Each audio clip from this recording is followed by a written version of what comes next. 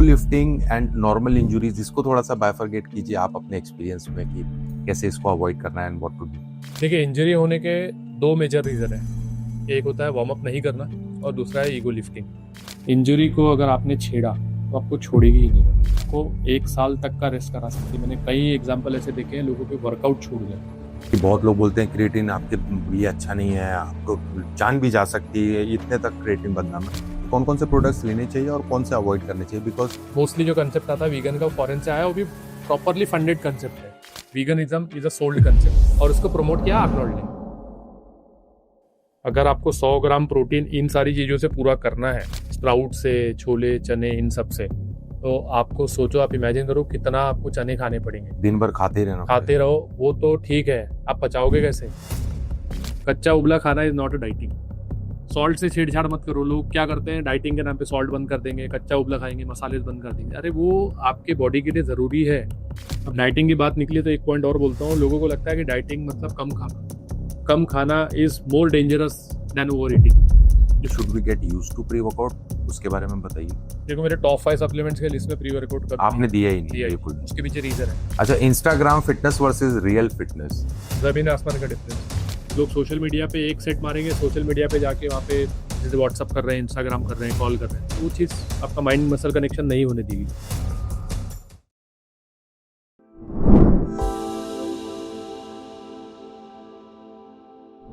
Food का भी तो आपके हिसाब से बहुत सिग्निफिकेंस है मसल ग्रोथ और आपके ओवरऑल प्रोग्रेस पे। Tell us about your life कि जब आपको ये सिग्निफिकेंस पता चला कि डाइट भी बहुत इंपॉर्टेंट है, तो क्या चेंजेस आपने किए, क्या क्या इम्प्लीमेंट किया, क्या सप्लीमेंट्स लिए, इसके बारे में बताइए। देखो, जो कोच के अंडर में मैं था, तो वहाँ से मेरी रियल जर्नी, ट्रांसफॉर्मेशन जर्नी शुरू हुई। फिर उस वक्त मुझे रियलाइज़ हुआ इंपॉर्टेंस ऑफ फूड। तो मैंने सबसे पहला सर्टिफिकेशन जो मेरा था वो न्यूट्रिशन में था। जो मैंने कोर्स किया, तो मैं अभी आज मैं खुद को सर्टिफाइड स्पोर्ट्स न्यूट्रिशनिस्ट बुलाता हूँ।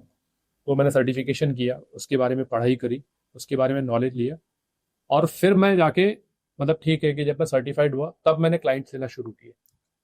पहले मैंने न्यूट्रिशन का कोर्स किया, उसके बाद में मैंने ट्रेनिंग का कोर्स किया। क्योंकि मैं ऑनलाइन क्लाइंट्स जब भी मैं लेता था, तो I used to handle only nutrition part. Workout का आइडिया तो था, ऐसा नहीं कि आइडिया नहीं था, लेकिन unless and until you are certified, जब तक आप सर्टिफाइड नहीं हो या कॉन्फिडेंट तो दूर की बात है, कॉन्फिडेंस तभी आएगा जब आप सर्टिफाइड रहोगे। तब तक एडवाइस मत दी कि भाई हाँ ये एकदम सही है। जब आप सर्टिफाइड होते हो, आपके पास में एक अथॉरिटी होती है, आपके पास में एक कॉन्फिडेंस भी अलग होता है। आप प्रोग्राम डिज़ाइन कर सकते हो। लोगों को लगता है कि, जो मुझे लगता था पहले कि यार वर्कआउट तो सीख लिया मैंने, अब क्या ही बचा, लेकिन वर्कआउट बहुत ही वास्ट फील्ड है। बहुत तरीके के वर्कआउट होते हैं। वार्म अप कैसे करना है, कितना करना है, क्यों करना है। वार्म अप के बाद में आपका जो मेन वर्कआउट फेज होता है, फिर कूलिंग डाउन होता है। कैसा होता है, जब तक कि इंजरी नहीं होती ना, तब तक के बहुत सही होता है। आपका क्लाइंट भी खुश रहता है, आप भी खुश रहते हैं। जिस दिन इंजरी हुई, और खुदा ना खास्ता वो अगर आपके कारण हो गई या आपके बताए हुए वर्कआउट के कारण हो गई, तो फिर रियल गेम शुरू होता है। वो इंजरी से उसको कैसे बाहर लाना है, इंजरी कितनी गहरी है, इंजरी क्यों हुई, पहले वो देखो इंजरी कितनी गहरी है, कि भाई मेजर है, माइनर है, वो चीज़ एनालाइज करो। अगर आपको लग रहा है कि एकदम माइनर है या मेजर है, स्ट्रेट अवे डॉक्टर मत बनो। सिंपल सा एक एडवाइस दो डॉक्टर्स को, जाके चेकअप कराओ। Doctor is the best guidance, doctor या फिजियोथेरेपिस्ट, ये दोनों ही बेस्ट पर्सन है वो एनालाइज द इंजरी। उसके बाद में डॉक्टर क्या बोलता है, फिजियोथेरेपिस्ट क्या बोलता है, उसके बाद में आप एनालाइज करो कि हाँ ये चलो ठीक है, माइनर है तो उसने कुछ 1-2 सेशंस लिए होंगे। फॉर एग्जांपल, अगर आप फिजियोथेरेपिस्ट के पास में जाते हो, तो फिजियोथेरेपिस्ट आपको बताएगा कि हाँ ये कुछ एक्सरसाइज करनी है, इतने दिन का रेस्ट करना है, उसके बाद में रीस्टार्ट आप कर सकते हो। तो उसके बाद में आप उसका प्रोग्राम रीस्टार्ट करें, और उस वक्त ये ध्यान रखो कि वो इंजरी फिर से ना हो। वो इंजरी नहीं होना चाहिए, ये आपकी रिस्पॉन्सिबिलिटी है। होता है लड़कों में ईगो लिफ्टिंग, नहीं मानते हैं। रेस्ट बहुत इंपॉर्टेंट होता है। इंजरी का एक ही फंडा है, इंजरी को रिस्पेक्ट करो। इंजरी को अगर आपने छेड़ा तो आपको छोड़ेगी ही नहीं, और बढ़ जाएगी। जहाँ आपको एक दिन रेस्ट करना है, वहाँ पे आपको 1 साल तक का रेस्ट करा सकती है। मैंने कई एग्जाम्पल ऐसे देखे हैं, लोगों को वर्कआउट छूट गया। लोग वर्कआउट नहीं कर पाते बिकॉज ऑफ माइनर इंजरी, क्योंकि उन्होंने उस पर ध्यान नहीं दिया, उसको बढ़ने दिया। राइट। तो ऐसा मत करो, वो मिस्टेक मत करो। मेरे भी साथ में एक बार इंजरी हुई थी, शोल्डर इंजरी थी, माइनर सी थी, ध्यान नहीं दिया, ऑलमोस्ट 2 साल तक वर्कआउट नहीं कर पाया था। ट्रेनर्स के बताए हुए एक्सरसाइजेस से तो इंजुरीज आई थिंक कम होती है। It's I think ego lifting भी एक टर्म है लोगों को, है कि जिम में जाते हैं और दूसरे लड़कों को हैवी लिफ्ट उठाते हुए देखते हैं अपने सेम एज के, तो उनको लगता है कि जब ये कर सकता है तो मैं क्यों नहीं कर सकता हूँ। और कई बार ये ईगो लिफ्टिंग के कारण भी कई इंजुरीज होती है। तो ego lifting and normal injuries, इसको थोड़ा सा बाइफरगेट कीजिए आप अपने एक्सपीरियंस में कि कैसे इसको अवॉइड करना है एंड व्हाट टू डू। देखिए, इंजरी होने के 2 मेजर रीजन है। एक होता है वार्म अप नहीं करना, और दूसरा है ईगो लिफ्टिंग। तीसरे केस में अगर इंजरी होती है तो वो आपका बैड लक होता है। जो 2 मेजर रीजन है वो है कि एक तो या तो उसने वार्म अप नहीं किया है सही से, या फिर ईगो लिफ्टिंग करता है। तो सबसे पहले आते हैं वार्म अप पार्ट पे, कि वार्म अप कितने देर करना चाहिए और क्यों करना चाहिए। बेसिकली वार्म अप में आप ले सकते हो कि जैसे ही आपने जिम में एंटर किया और एक 5 मिनट्स, अराउंड 4 to 5 मिनट्स आपने ट्रेडमिल पे वॉक कर लिया, या एलिप्टिकल कर लिया, साइकिलिंग कर ली, जो भी है आपको जो पसंद है वो आप कर सकते हो। जरूरी नहीं कि ट्रेडमिल ही करना, आप स्किपिंग भी कर सकते हो, जंपिंग जैक्स भी कर सकते हो। तो वो आप कर लो। उसके बाद में जो डायनेमिक स्ट्रेचेस होते हैं, आप अपनी बॉडी को ओपन करना शुरू करो पहले। ऐसा नहीं कि आपने डायरेक्टली कोई मसल, फॉर एग्जांपल अगर आपको लेग्स करना है, डायरेक्टली स्क्वाट्स पे शुरू हो गए। स्क्वाट्स वार्म अप नहीं है भाई। लोगों को लगता है स्क्वाट्स, पुशअप, पुलअप्स ये वार्म अप है। ये वर्कआउट है। ये इट्स अ मेन वर्कआउट। भले ही वो वेटेड स्क्वाट्स हो या बॉडी वेट स्क्वाट्स हो, स्क्वाट्स इज अ एक्सरसाइज, ये वार्म अप नहीं है, एक्सरसाइज का पार्ट है ये। तो पुशअप, पुलअप्स और स्क्वाट्स मत करो पहले। फॉर एग्जांपल अगर आप लेग्स का वर्कआउट कर रहे हो तो शुरू, मतलब ट्रेडमिल से आप शुरू करो ताकि आपके थोड़े पैर वार्म्ड अप हो जाए। फिर हिप ओपनर्स है, फिर लेग स्विंग्स है, फिर आपका थोड़े बहुत 1-2 स्ट्रेचेस है। आप रोल ऑन यूज कर सकते हो, फोम रोलर यूज कर सकते हो Right. अपने लेग्स को खोलने के लिए, बॉडी पार्ट को खोलने के लिए।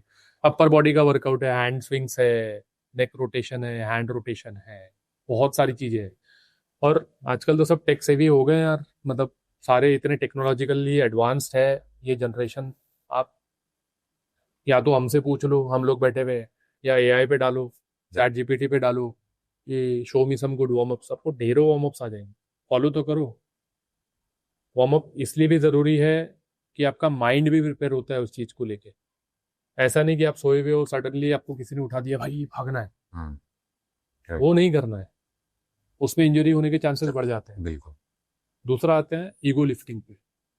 अब कई बार ईगो लिफ्टिंग में लोग जाने अनजाने ईगो लिफ्टिंग कर लेते हैं। फॉर एग्जाम्पल, जैसे मैं डेडलिफ्ट कर रहा हूँ 180 केजी पे। 180 केजी पे मेरे आराम से 6-7 रेप्स चले गए।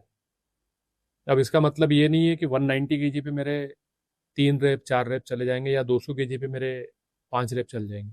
जो आपका मैक्सिमम पोटेंशियल होता है वो आपने हिट कर लिया 180 केजी पे, क्योंकि आपकी एनर्जी भी ड्रेन होगा। और ऐसा नहीं कि आप डायरेक्टली 180 केजी पे आप पहला सेट मार रहे हो। आपने शुरू किया 120 100 केजी पे, 100 से 120 पे आए, 130 140, तो आपके 6-7 सेट तो ऑलरेडी लग चुके हैं। अब आप 8वां सेट ले रहे हो 180 पे, या 6वां सेट ले रहे हो फॉर एग्जांपल 180, Right. उसमें भी आपने अच्छा खासा एनर्जी ड्रेन कर दिया। अब इसके बाद में बॉडी की भी एक कैपेसिटी होती है, बॉडी भी सिग्नल देना शुरू करता है यार कि बस हो गया। लेकिन ठीक है, आपको वो आपका बैरियर ब्रेक करना है, आपको 180 वाला बैरियर ब्रेक करना नहीं हो रहा है, या किसी के माइंड में नंबर है कि 200 वाला नंबर ब्रेक करना है मेरे को और मैं आज ही करूंगा, ऐसा नहीं होता है। बॉडी ऐसे रिएक्ट नहीं करती। तो आपको 180 से 182 पे जाना पड़ेगा, 183 पे जाना पड़ेगा, 185 पे जाना पड़ेगा। 182 भी फेल हो सकता है आपका। आप 180 पे 6 रेप्स मार रहे हो, 182 भी फेल हो सकता है आपका। एक्सरसाइज के लैंग्वेज में एक वर्ड है पीरियडाइजेशन या प्रोग्रेसिव ओवरलोडिंग। तो उसको प्रॉपरली इम्प्लीफाई करना पड़ता है। यहाँ पे आपके कोच का बहुत इंपॉर्टेंस होता है। Okay. जो रोल होता है वो बहुत इंपॉर्टेंट होता है। भले ठीक है आपके पास में पैसा नहीं है, साधन नहीं है कोच हायर करने का, आप किसी एक्सपीरियंस लिफ्टर से बात करो। आपकी इंस्टाग्राम पे या सोशल मीडिया पे आप जिनको फॉलो करते हो उनका एक डीएम करो, वो आपको हेल्प करेंगे। ऐसा कोई कोच नहीं है जो बिना पैसे के आपके रिस्पॉन्स नहीं करे। और अगर ऐसा कोई कोच है या ऐसा कोई आपका, आप जिसको फॉलो करते हो तो उसको फॉलो करना बंद कर दो। बिल्कुल। उसको फॉलो, हाँ आप उसको बोल रहे हो कि मेरे को पर्सनलाइज सर्विसेज दो, मैं वर्कआउट कर रहा हूँ, आप देखो, बिल्कुल सी बात है, वो बिल्कुल पैसा मांगेगा, आप उसका बहुत टाइम ले रहे हो, and he should value for that. उसने उसका चार्ज लेना चाहिए। लेकिन अगर आप एक सिंपल से वर्ड में बोल रहे हो, sir I need so and so guidance, please guide me. बिल्कुल करेगा वो, चाहे वो कोई भी हो, बिल्कुल करेगा। तो एक छोटा सा प्लान होता है, आप धीरे धीरे उस चीज को जाते हो। 181 पे आप 1 रेप ट्राई करो, 2 रेप ट्राई करो, फिर धीरे धीरे तब जाके 3 महीने 6 महीने की साइकिल पे वो आप 200 kg के बैरियर पे पहुंचोगे। It's not a one day game. Healthy way में, हेल्दी वे में और सेफेस्ट वे में। Right. Safest is the more important word यहाँ पे। कैसे सप्लीमेंट्स यूज करना, कैसे डाइट रखना, what things to avoid. Market में बहुत सारे प्रोडक्ट्स है जो आपको ऐसा शो करेंगे कि आपको जरूरत है इसकी, तो कौन कौन से प्रोडक्ट्स लेने चाहिए और कौन से अवॉइड करने चाहिए। बिकॉज अगर हम सप्लीमेंट्स यूज करते हैं तो वो भी बहुत एक्सपेंसिव अफेयर है मंथली लेवल पे देखा जाए तो सप्लीमेंट्स के बारे में थोड़ा नवनीत जी बताइए। देखिए, सप्लीमेंट्स की चॉइसेस डिपेंड करती है कि आप किस कैटेगरी में आते हो। कैटेगरी से मतलब वेजिटेरियन, नॉन वेजिटेरियन, एगिटेरियन, और अभी एक चौथा नया ज्वाइन हो गया, वीगन। जो कि मतलब सीरियसली पता नहीं क्या ही कंसेप्ट है वीगन। क्यों जाना है वीगनिज्म में, आई डोंट नो। ठीक है, not to hurt any religious sentiment, but vegan क्यों बनना है? जो आपके नेचर में नहीं है, जो आपके डीएनए में नहीं है, उसको क्यों अडॉप्ट करना है आपको? ये सारे कंसेप्ट आते हैं फॉरेन से। मोस्टली जो कंसेप्ट आता है वीगन का, फॉरेन से आया, वो भी प्रॉपरली फंडेड कंसेप्ट है। ओके। उसके पीछे बहुत बड़ी कॉन्स्पिरेसी है। अगर आप पढ़ोगे तो आपको समझ में आएगा। Veganism is a sold concept, और उसको प्रमोट किया आर्नोल्ड ने। श्वार्ज़नेगर। यस, आर्नल्ड श्वार्ज़नेगर ने इसको प्रमोट किया है। तो जो बंदा खुद बॉडी बिल्डिंग का एपिटोम रहा है, जिसको देख के हम डिजायर करते थे यार ये बंदा है, उसने खुद इतने सप्लीमेंट्स लिए हैं, खुद अब बॉडी बिल्डिंग शो जीता है। बॉडी बिल्डिंग शो के लिए तो ऑब्वियस सी बात है वो पीईडीज तो लिया ही होगा, राइट। नेचुरल तो होगा नहीं। तो इट्स लाइक 100 चूहे खा के बिल्ली हज को चली वाला काम है। तो डोंट ब्लाइंडली जस्ट किसी भी चीज को फॉलो मत करो, उसके ऊपर स्टडी करो। बट आर्नोल्ड श्वार्ज़नेगर के मैंने तो इंटरव्यूज भी देखे जिसमें he was a daily beef eater एक टाइम पे। वो उनका था कि मुझे he needed some pounds of meat every day. Obviously जब आपके बॉडी बिल्डिंग के एपिटोम पे थे तब तो आप सब खाए। सो बेसिकली वेगन बनना रिटायरमेंट के बाद is a much better option. मैं तब भी नहीं सजेस्ट करूंगा। मैं तब भी नहीं सजेस्ट करूंगा अगर वो एशियन है या इंडियन है तो। अच्छा, कुछ नॉर्मल रेगुलर सप्लीमेंट्स के बारे में बताइए, जैसे कि जो हमारे यूथ के बहुत ही एक्सेस में, जैसे कि क्रिएटिन, आर्जिनाइन एंड ऐसे जो सप्लीमेंट्स, जैसे हम लोग बोलते हैं प्री वर्कआउट होते हैं, जिम जाने के पहले प्री वर्कआउट लीजिए, पोस्ट वर्कआउट लीजिए। तो इसमें से कौन सी चीजें आपके लिए इंपॉर्टेंट है, कौन सी नहीं है, इसके बारे में थोड़ा सा बताइए। देखिए, अगर आप वेजिटेरियन हो तो आपका थोड़ा खर्चा बढ़ जाएगा। नॉन वेजिटेरियन हो तो आपका खर्चा आधे से भी कम हो जाएगा। अब आते हैं सप्लीमेंट्स के ऊपर, चाहे आप वेज हो नॉन वेज हो। ये टॉप 3-4 सप्लीमेंट्स हैं जो मैं यूज करता हूँ और मेरे क्लाइंट्स को भी सजेस्ट करता हूँ। उसके बाद में आपकी इच्छा, ठीक है। अगर आपके पास में पैसा है, आप खर्चा करना चाहते हो, इट्स योर चॉइस। सबसे पहला number 1 creatine, best supplement in the market. Protein के सोर्सेज बहुत हैं, आपको नॉनवेज में मिल जाएगा भरपूर, अंडा, चिकन, पनीर, लेकिन क्रिएटिन आपको बहुत रेयरली मिलता है और एब्जॉर्प्शन में भी टाइम लेता है। तो डायरेक्ट क्रिएटिन सप्लीमेंटेशन सबसे सस्ता, सबसे मजबूत और सबसे इफेक्टिव सप्लीमेंट है क्रिएटिन। उसके बाद में वे प्रोटीन। अगर आप नॉनवेज नहीं खाते हो, एग्स भी नहीं खाते हो, तो यहाँ पे आपका खर्चा बढ़ने वाला है, क्योंकि आपका प्रोटीन सर्विंग बढ़ जाएगा। राइट। नॉर्मली एक सिंपल सा कैलकुलेशन है, प्रोटीन इंटेक कितना होना चाहिए। जो लोग, मुझे कई बार क्वेश्चन आता है कि प्रोटीन इंटेक कितना होना चाहिए। अब मैं बताता हूँ, चाहे आपका गोल फैट लॉस हो, मसल गेन हो या मेंटेनेंस हो, बॉडी वेट इंटू 2। ओके। आप 70 किलो हो, 140 ग्राम प्रोटीन आपको चाहिए ही चाहिए डेली। डेली।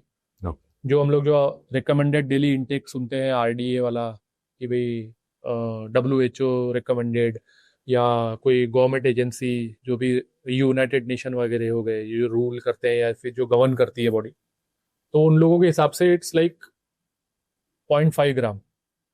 अगर आप 70 ग्राम हो, 70 kg हो सॉरी, तो 35 ग्राम चलेगा, बिल्कुल नहीं चलेगा। और उल्टा होना चाहिए उसका, वो आपके 70 का मिनिमम आपके एटलीस्ट 1 to 1.2 kg तो भी आप रखो। मतलब 70 से, अगर आप 70 kg हो तो 70 ग्राम तो जाना ही चाहिए किसी भी गिरी से गिरी हालत में। यानी कम से कम यू ट्राई 90 to 100 ग्राम लेने का। वो भी class 1 protein, class A protein जो आता है, अच्छा प्रोटीन। ऐसा नहीं कि आपने चने फुटाने खा लिए, छोले खा लिए, ये अच्छे सोर्स है फूड के। ये कभी भी क्लास ए प्रोटीन में नहीं आ सकते। अगर आपको 100 ग्राम प्रोटीन इन सारी चीजों से पूरा करना है, स्प्राउट से, छोले चने, इन सब से, तो आपको सोचो, आप इमेजिन करो कितना आपको चने खाने पड़ेंगे। दिन भर खाते ही रहना खाते रहो, वो तो ठीक है, आप पचाओगे कैसे? पड़ेगा। 100 ग्राम चने में, 100 ग्राम दाल में आपको 18 से 25 ग्राम, डिपेंडिंग अपॉन टाइप, राजमा छोला, इनमें 18 से 25 ग्राम प्रोटीन मिलता है। उसमें भी कार्ब्स आपका रहेगा अराउंड 60 से 70 ग्राम। तो ये कैलोरी डेंस फूड हो गया। तो आप सोच लो, आप आधा किलो चना खाओगे तो कितना आप कैलोरी डाल रहे हो बॉडी में? Right. 2500 कैलोरी केवल इसकी हो गई। उसको बराबर। पकाना है, उसको ऊपर उबालना से है, डाइजेशन इश्यूज, ऊपर से डाइजेशन इश्यूज, पूरा माहौल खराब कर देंगे गैसेस से। गैसेस। प्रॉब्लम ये कि वो एक बैठेंगे दिन, नहीं, प्रॉब्लम ये कि एक दिन का टारगेट नहीं, आपको नेक्स्ट डे फिर वही खाना है आपको। ओके। तो यहाँ पे वे प्रोटीन का जो इम्पोर्टेंस है, बहुत ही बढ़िया रोल प्ले करता है, बहुत ही इंपॉर्टेंट चीज। सो बेसिकली अगर आप नॉनवेज नहीं खा रहे हैं, अंडे नहीं खा रहे हैं, तो आपको वे प्रोटीन के वेजिटेरियन सोर्सेज ऐड करने पड़ेंगे। Yes, but it is much less complicated जब आप non vegetarian. Very less complicated. मेरे कई नॉन वेजिटेरियन क्लाइंट्स ऐसे हैं जो कभी आज तक इन्होंने वे प्रोटीन लिया ही नहीं, जरूरत ही नहीं। जरूरत ही नहीं पड़ती। आधा किलो चिकन खाओ, 1 किलो चिकन खाओ, आप सॉर्टेड हो, क्योंकि आप चिकन पचा लोगे। Sure. आप चिकन पचा लोगे, अंडा पचा लोगे, आपके इसमें ऑप्शन बहुत है ना, चिकन है, अंडा है, फिश है, मीट है। तो जैसे हम देखते हैं ऑन के वे प्रोटीन, ऑप्टिमम न्यूट्रिशन के, ये सब तो 2.2 केजी के जो डब्बे रहते हैं, दे कॉस्ट अराउंड 8 to 9,000 आज के डेट में। तो I think for vegetarian people थोड़ा ज्यादा एक्सपेंसिव अफेयर हो जाता अगर ये। बट अगर ऑल इन ऑल देखा जाए तो आपको ये नहीं लगता कि अगर हम नॉन वेज सोर्सेज भी अगर लोकल लेवल पे ले रहे हैं, जो हमारे सोर्सेज है, तो मंथली बजटिंग वाइज तो बात ले दे के कहीं ना कहीं सेम ही हो जाती होगी वेजिटेरियंस और नॉन वेजिटेरियंस की। मैं आपको एक जनरल सा ब्रेकडाउन देता हूँ वेज वाले में और नॉन वेज वाले में। मैं मेरा ही एग्जांपल ले लो, मैं most of the time veg रहता हूँ, मोस्ट ऑफ द टाइम। तो आज की डेट में मेरी वे प्रोटीन की सर्विंग है 6 स्कूप, क्योंकि मेरी बॉडी की रिक्वायरमेंट है। मुझे चाहिए, मेरे को, मेरा बॉडी वेट है 75 kg, मुझे 150 ग्राम प्रोटीन चाहिए ही चाहिए मिनिमम, गिरी से गिरी हालत में। अगर मैं कॉम प्रेप पे हूँ तो मैं वो जो नंबर है वो मैं लेके जाता हूँ 200 ग्राम तक, मतलब around 2.5 times of my body weight. 2.5 ग्राम तक मैं लेके जाता हूँ। अगर मुझे कोई शूट करना है या मुझे रिप करना है अच्छे से, तो उस वक्त मेरा जो प्रोटीन इंटेक वो हो जाता है 180 से 200 ग्राम तक, अगर मैं 75 kg भी हूँ। अगर मैं 6 स्कूप प्रोटीन ले रहा हूँ तो मेरा डब्बा, जो 1 kg का डब्बा है, वो 1 हफ्ते में खत्म होगा। मतलब मुझे महीने के 4 kg प्रोटीन लगेंगे ही लगेंगे। दो वो काफी एक्सपेंसिव हो जाता है। काफी एक्सपेंसिव हो जाता है। ठीक है, वो तो हो गया। अब मैं, ऐसा तो है नहीं कि दिन भर प्रोटीन ही खाते रहूंगा। हाँ। मुझे खाना भी खाना है, प्रॉपर फूड भी खाना है, कार्ब्स भी लेना है, फैट भी लेना है। तो 200 ग्राम पनीर मैंने अलग से ऐड कर दिया। 6 स्कूप प्रोटीन में मुझे मिल गया अराउंड 150 ग्राम प्रोटीन। 200 ग्राम पनीर मैंने ऐड कर लिया, 200 ग्राम में और अलग से 30 ग्राम हो गया मेरा 180 ग्राम क्लास ए प्रोटीन मिल गया मेरे को। मेरा रिक्वायरमेंट पूरा हो गया। अब कार्ब्स के जो सोर्सेज है मेरा जो प्रेफरेबल सोर्स है वो है राइस। 200 ग्राम, 100 ग्राम मेरे रिक्वायरमेंट के हिसाब से राइस ले लिया मैंने। अब इसको ब्रेक डाउन करते हैं अपन कॉस्टिंग वाइज। ठीक है, 1 kg प्रोटीन मतलब 4 kg प्रोटीन मुझे महीने में लग रहा है। तो अगर मैं एवरेज कॉस्टिंग 2500 भी पकड़ूं तो 10,000 का ये प्रोटीन हो गया। मुझे तो लग रहा है कि डिपेंड्स कि ब्रांड क्या है। ठीक है, हाँ वही, मैं एवरेज कॉस्टिंग बोला मैंने, एवरेज कॉस्टिंग 2500 का, 10,000 का मेरा प्रोटीन हो गया। हाँ। 200 ग्राम पनीर डेली हो गया। 200 ग्राम पनीर, आज पनीर है 100 रुपये का मिलता है, तो वो 200 ग्राम 100 इंटू 30, 3,000 वो हो गए, 13,000 ये हो गए। फिर जो मेरे जो बाकी सप्लीमेंट्स हैं उनका 2,000 आप ऐड कर लो, 15,000 ये हो गए, और 5,000 मेरे अलग से। तो एक 20,000 रुपये मंथली का मेरा एक्सपेंस है वेजिटेरियन वाले बंदे का, और मंथली का। उसको आप डेली में आप डिवाइड कर लो, डिवाइड बाय 30, मतलब 700 रुपये रोज लगता है। True. अब आते हैं हम लोग नॉनवेज वाले के ऊपर। नॉनवेज में मैं दोनों ऑप्शन देता हूँ कि वो 1 स्कूप प्रोटीन ले रहा है डेली का, सिर्फ 1 स्कूप, क्योंकि वो अंडा चिकन सब खा रहा है। 1 स्कूप प्रोटीन, उसको 1 डब्बा चलेगा 1 महीना, ये हो गया 2,500 रुपये। और उसको लगेगा रोज का आधा किलो चिकन। आधा किलो चिकन कितने का आता है? 100 रुपये, 150 रुपये पकड़ लो, 100, 150, ठीक है, 120 एवरेज कॉस्टिंग करते हैं, 3,500 वो हो गए। 2.5 और 3.5 कितना हो गया? 6,000 रुपये हो गया। अलग से 2,000 रुपये और ऐड कर ली, बाकी उसके सप्लीमेंट्स और घर का खाना, 8,000 रुपये में उसका काम खत्म। यानी 8 से 9 हजार में नॉन वेजिटेरियन का बजट, कहाँ 700 रुपये पर डे और कहाँ 300 रुपये पर डे। राइट राइट, फर्क है, ये डिफरेंस। बहुत बड़ा डिफरेंस है। तो इसलिए वेजिटेरियंस जो रहते हैं उनको मेहनत भी ज़्यादा लगती है और खर्चा भी ज़्यादा लगता है। तो आपके जब क्लाइंट्स आके आपको बताते हैं कि सर मैं तो प्योर वेजिटेरियन हूँ, तो आपको अंदर अंदर आप सैड होते हो कि खुश हो जाते हो जब बोलते हैं? क्योंकि I think when your clients are non vegetarian it's a much happier life. Supplements and food related coaching भी देना गेट्स लिटिल लेस कॉम्प्लिकेटेड, जब हाँ, रिजल्ट्स भी बहुत रिजल्ट्स भी बहुत जल्दी मिलते हैं। क्योंकि जो नॉनवेज होता है वो कंप्लीट, उसको कंप्लीट फूड बोला जाता है। अमीनो प्रोफाइलिंग बहुत अच्छी होती है उसकी, Right. उसमें अमीनोस भर भर के होते हैं। BCAA लेने की जरूरत नहीं है आपको, और आपका अमीनो प्रोफाइल बहुत अच्छा रहता है। और जो एसेंशियल और नॉन एसेंशियल अमीनो एसिड्स वो डायरेक्टली मिल जाते हैं आपको, अलग तो उसके लिए सप्लीमेंट्स परचेस करने की जरूरत नहीं, परचेस करने की जरूरत नहीं है। फिर उनपे स्ट्रेंथ भी बहुत अच्छी रहती है। हाँ।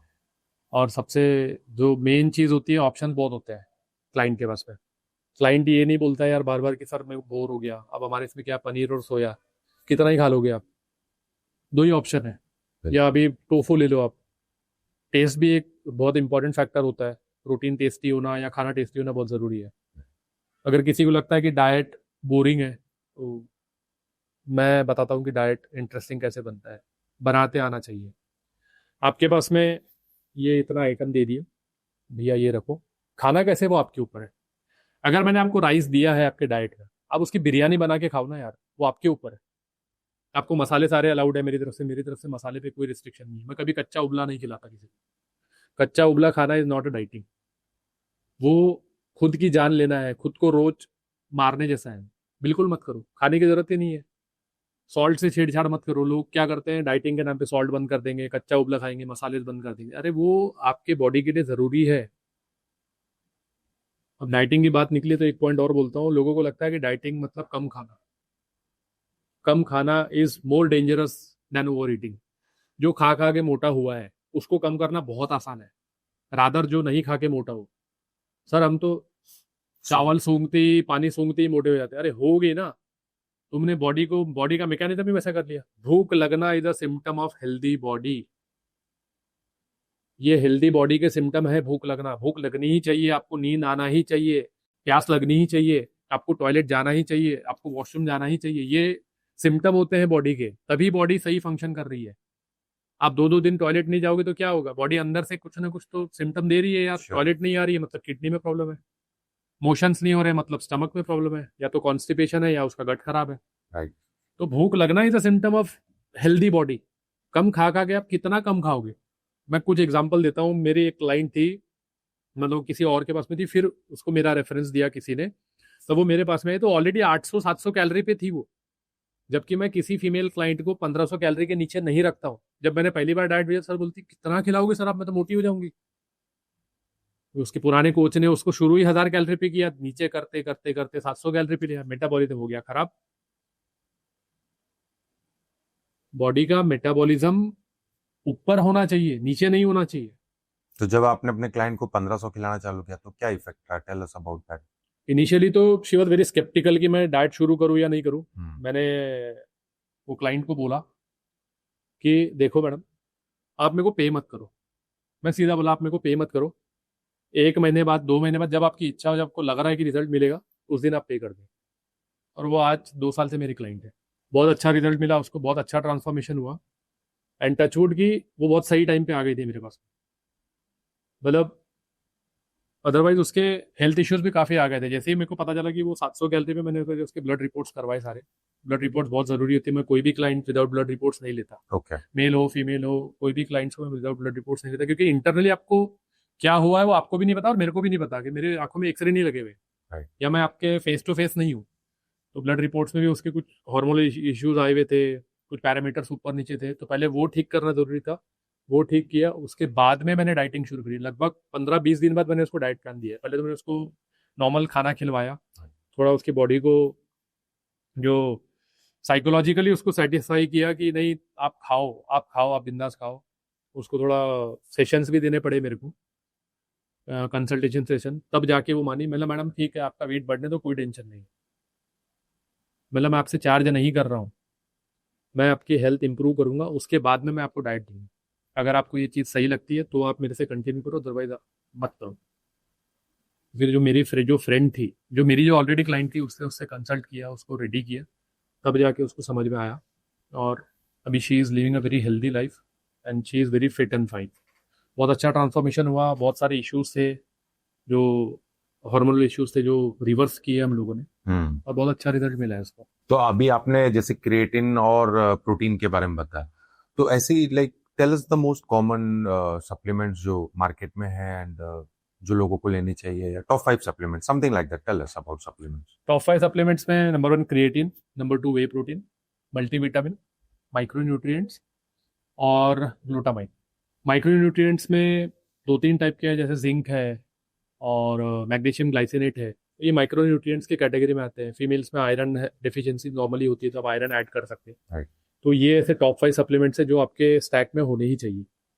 क्रिएटिन मेल फीमेल दोनों के लिए कोई कोई डाउट ही नहीं है। बहुत मिथ है क्रिएटिन को लेके, वो भी डिस्कस करेंगे। क्रिएटिन को लेके भी तो जो मिथ्स है उसके बारे में बताइए, क्योंकि बहुत लोग बोलते हैं क्रिएटिन आपके लिए अच्छा नहीं है, आपको जान भी जा सकती है, इतने तक क्रिएटिन बदनाम है, और आपका कहना है कि इन कंसिस्टेंट और रेगुलर डोसेज में लिया जाए तो उसके हेल्थ बेनिफिट्स बहुत है। तो कैन यू बस, ये क्या है, what are the myths and what is the reality इसमें? देखो, क्रिएटिन का सबसे बड़ा मिथ जो होता है वो होता है कि किडनी खराब कर देगा। Okay. और ये सेम प्रोटीन पे भी अप्लाई होता है। लोग जो मिथ फॉलो करते हैं या सुनते हैं, या हम लोग डेली इन एंड आउट है, मतलब हम लोगों का यही काम है कि सर क्रिएटिन और प्रोटीन से तो किडनी खराब हो जाएगी। ऐसा बिल्कुल भी नहीं है। Creatine and protein are one of the safest supplement, बशर्ते वो एक अच्छी ब्रांड से बना हुआ हो, सेफ लैब में बना हुआ हो, और उसमें कोई एडल्ट्रेशन ना हो। आजकल कई कंपनीज है, जो नई कंपनीज आ रही है, वो रिजल्ट देने के लिए उसमें एडल्ट्रेशन कर रही है, नो डाउट। तो आपको उन सारी चीज़ों से, फेक कंपनीज से बचना है। ओरिजिनल प्रोडक्ट यूज़ करो, अच्छे प्रोडक्ट यूज़ करो। कोशिश करो कि जो भी प्रोडक्ट आप ले रहे हो, किसी कोच के गाइडेंस से ले रहे हो। अब रही बात गाइडेंस की, तो एक बात ये भी बोलूँगा कि कुछ कोचेस जो है थोड़े से प्रॉफिट के लिए ना अंडररेटेड सप्लीमेंट्स या अंडरग्राउंड सप्लीमेंट्स बेचना शुरू कर देते हैं। तो प्लीज़ ऐसे कोचेस से दूर रहिए, और अपना खुद का रिसर्च भी करो। ब्लाइंडली फॉलो मत करो। मैं ये नहीं बोल रहा हूँ कि मैं बोल रहा हूँ तो सही है। अपना भी रिसर्च करो। आप पढ़े लिखे हो, फ़ोन है आपके हाथ में, डालो। ऑफिशियल वेबसाइट से परचेज करो। ऑफिशियल वेबसाइट से, थर्ड पार्टी सेलर से मत परचेज करो। वहाँ पे आपको ये नहीं पता कि सेलर कौन है। जैसे आप जो शॉपिंग ऐप्स चल रहे हैं आजकल, उनसे आप परचेज करोगे, आपको ये नहीं पता कि बेच कौन रहा है। फॉर एग्जाम्पल, मेरी कंपनी है, मैं प्रोडक्ट बना रहा हूँ, मैं आपके ऑफिशियल वेबसाइट पर रजिस्टर्ड हूँ, आपके सेलर ऐप पे। ऐसे ही और 10 सेलर्स भी रजिस्टर्ड होंगे। वो क्या प्रोडक्ट बेच रहे हैं कोई गारंटी नहीं है। इसीलिए ऑफिशियल वेबसाइट पे 100, 200, 500 रुपये महंगा मिलेगा, चलेगा। महंगा खरीदो लेकिन अच्छा खरीदो। बट आपको ओरिजिनल चीज मिलेगी। आपको ओरिजिनल चीज, आपको कोई इशू भी आता ना, आपको तुरंत कंपनी रिप्लेस भी करके देगी। मैक्सिमम ब्रांड्स ऐसे हैं जो आपको रिप्लेस करके देंगे, चाहे आपने वो डब्बा ओपन कर लिया हो, उसमें से आप भले ही आपने 10 स्कूप 15 स्कूप खा लिया हो, लेकिन अगर आपको डाउट है, आप उनको मेल करो, अच्छे ब्रांड्स आपको रिप्लेस करके देंगे तुरंत के तुरंत। ओके। आजकल इंडियन ब्रांड्स भी बहुत अच्छा कर रहे हैं। ऐसा नहीं कि फॉरेन ब्रांड्स है तो बढ़िया है। आजकल इंडियन ब्रांड्स भी बहुत अच्छा कर रहे हैं। इंडियन ब्रांड्स के भी बहुत सारे टाइप्स है फॉरेन ब्रांड्स के साथ में, जो उनका रॉ मटेरियल बाहर से आता है, पैकेजिंग यहाँ होती है। तो बहुत अच्छे अच्छे ब्रांड्स हैं। तो नवनीत, टेल अस कि अगर कोई हॉस्टलाइट बंदा है या एनी गाय जिसका पॉकेट मनी मंथली बजट 3-3.5 हजार रुपए का है, but he is very dedicated to workout, gym जाना उसको बहुत पसंद है, अपनी फिजिक बनाना उसको बहुत पसंद है, उसके लिए भी इज देयर अ पॉसिबिलिटी कि वो उस बजट में, मतलब he can have a balance खाना पीना, balance supplement, balance workout, balance recovery? Is it possible? और अगर है पॉसिबल तो टेल अस द पाथवे कि उनके लिए आपका क्या सजेशन है? एब्सोल्युटली पॉसिबल है, लेकिन कुछ जगह उसको एडजस्टमेंट करना पड़ेगा। ओके। एडजस्टमेंट एज इन बाहर के खर्चे बंद करने पड़ेंगे। बाहर जो आप जंक फूड खाते हो, या समोसा खा लिया, या जो भी है, जो भी, देखो एक समोसा 10-15 रुपए का होता है, 20 रुपए का होता है, दिखने में छोटा अमाउंट है, लेकिन अगर आप उसको देखोगे मंथली वाइज, फॉर एग्जांपल अगर आप चाय समोसा पे अगर आप 30 रुपये मंथली डेली उड़ा रहे हो, तो वो 900 रुपये, 1000 रुपये महीना होता है। तो आप वहाँ पे सेव कर सकते हो अपने 1000 रुपये। उसकी जगह आप कुछ हेल्दी फूड खा लो या फ्रूट्स खा लो। तो वो आपको एडजस्टमेंट आपको करना है। करना कैसे वो पता है, सॉरी, करना तो है, लेकिन करना कैसे है वो एडजस्टमेंट आपको करना पड़ेगा।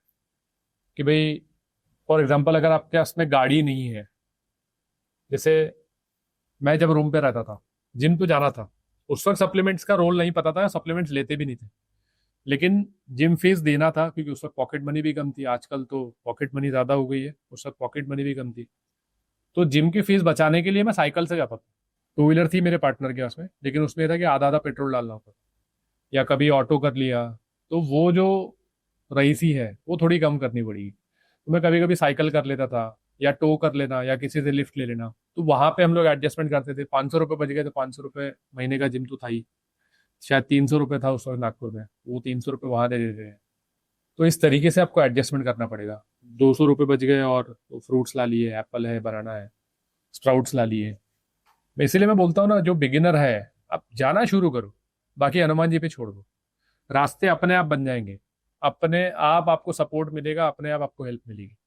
फिर जो आपने क्वेश्चन पूछा कि जो जिसका बजट है 3-3.5 हज़ार का, तो उसमें आप ये कर सकते हो कि अब वही क्वेश्चन आ जाता है वेज और नॉन वेज का, कि अगर वो वेजिटेरियन है तो थोड़ा उसको स्ट्रगल तो रहेगा ही रहेगा। आपको सोर्सेस चेंज करने पड़ेंगे, मल्टीपल ऑप्शंस ढूंढने पड़ेंगे। नॉन वेजिटेरियन है, बस भाई आधा किलो चिकन लिया, हो गया आपका प्रोटीन सॉर्टेड है। आपको वे प्रोटीन की भी जरूरत नहीं है। क्रिएटिन ठीक है, पैसे बच गए तो क्रिएटिन क्रिएटिन महंगा सप्लीमेंट है नहीं, 400-500 रुपये 600 रुपये का सप्लीमेंट है, बल्ले बल्ले आपके ये दो सप्लीमेंट में आपका काम हो जाएगा। वेजिटेरियन है तो वे प्रोटीन नहीं ले सकता ऑब्वियसली, क्योंकि एक स्कूप में कुछ उतना उसको बेनिफिट तो मिलेगा नहीं। तो आप क्रिएटिन लो, क्रिएटिन ऐड करो। क्रिएटिन ऐड करोगे तो आपका ऐसी स्ट्रेंथ गेन हो जाएगा। ओके तो पॉसिबिलिटी है, ऐसा नहीं कि नहीं है। एडजस्टमेंट आपको करना है, ओके। कॉम्प्रोमाइज करना पड़ेगा आपको कहीं ना कहीं, तब जाके आपको रास्ता मिलेगा। तो ऐसा बहुत लोग बोलते हैं कि यार जिम में अगर रिजल्ट चाहिए सुबह जाओ शाम को रिजल्ट नहीं मिलेंगे बॉडी में। तो ये ऐसा कुछ है क्या कि मॉर्निंग में करने से बॉडी को ज्यादा रिजल्ट मिलता है या इवनिंग में करने से कम? करना जरूरी है, चाहे आप कभी भी करो। जब हमने शुरू किया था वर्कआउट करना, तब सिर्फ जिम जिम ने जो जिम का टाइमिंग होता था सवेरे 5 से 9 और शाम को 5 से 9, 8 घंटा जिम खुलता था, 7 घंटा जिम खुलता था, उसके बाद में जिम बंद होते थे। आजकल सारे जिम मोस्टली 18 आवर्स खुले रहते हैं, मॉर्निंग 5-6 बजे से लेकर तो रात को 10-11 बजे तक के। बिल्कुल।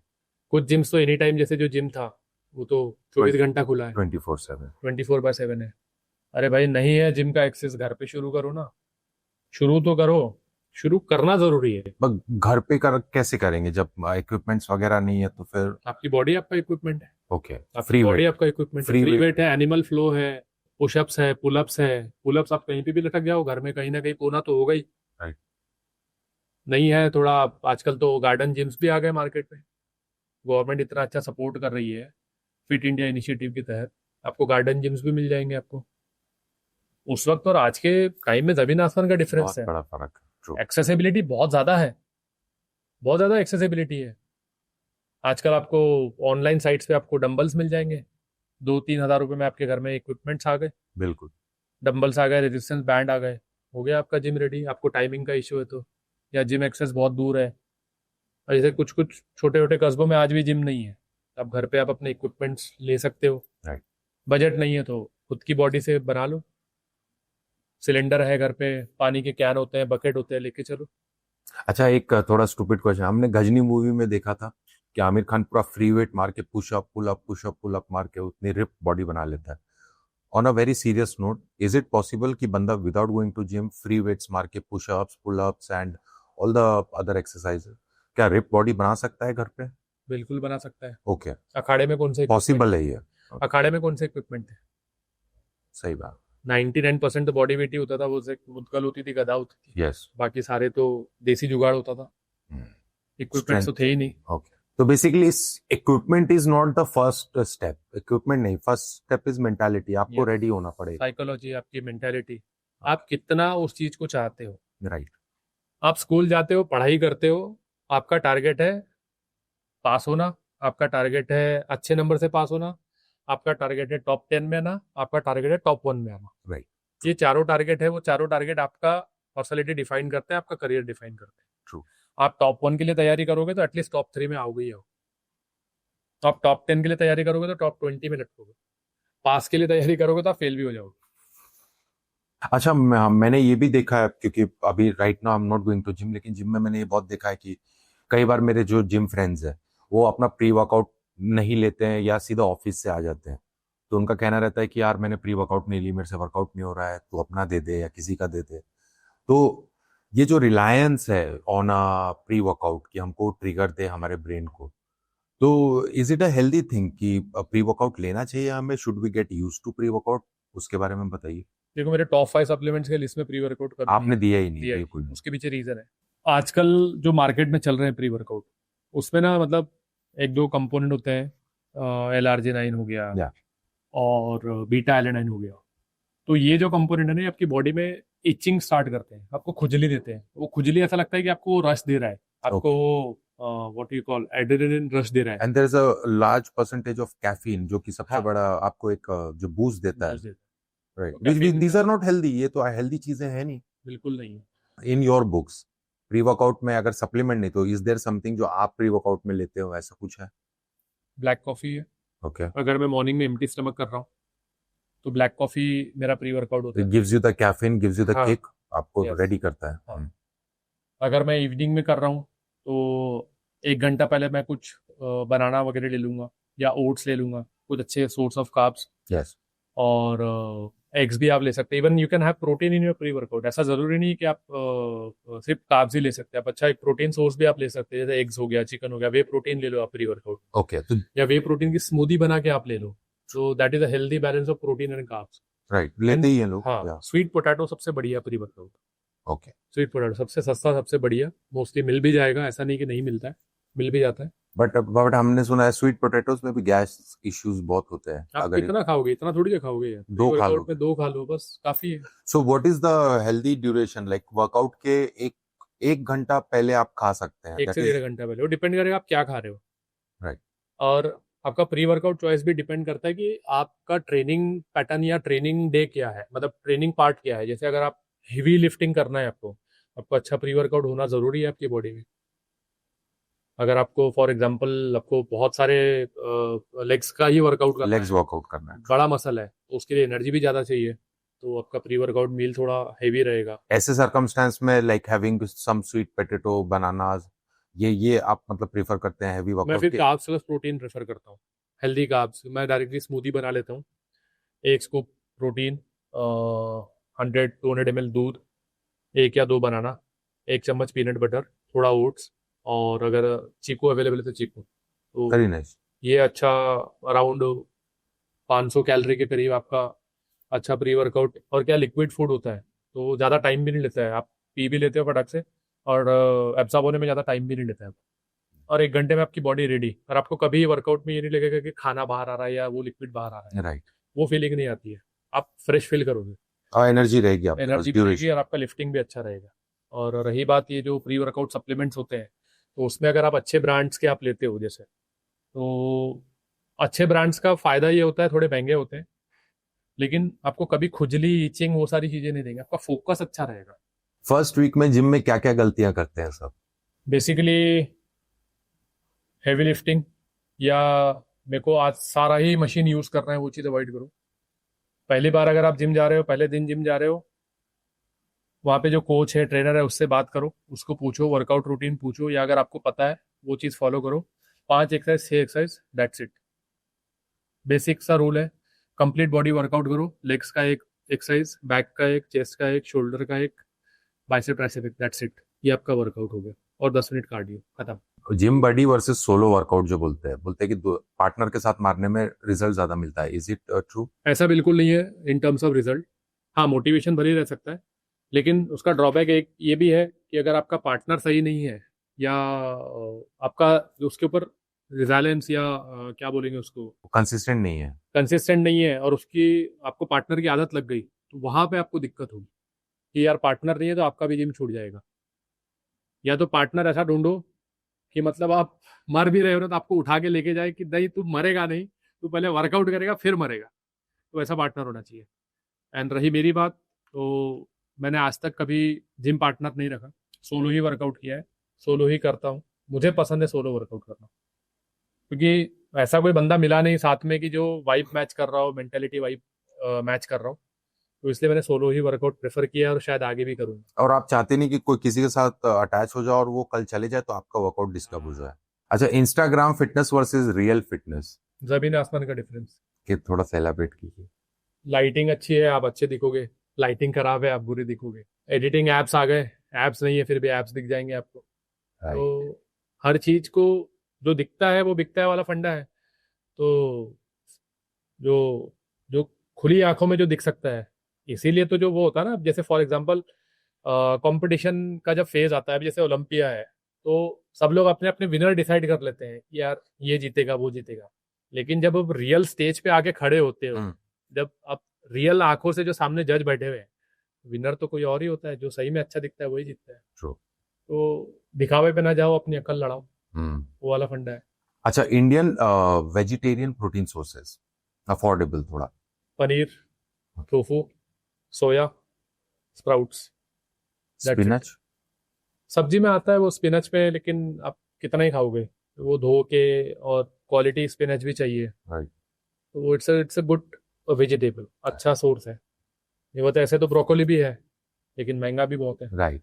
तो बेस्ट है आप इसी पे स्टिक रहो, paneer, tofu, soya and sprouts.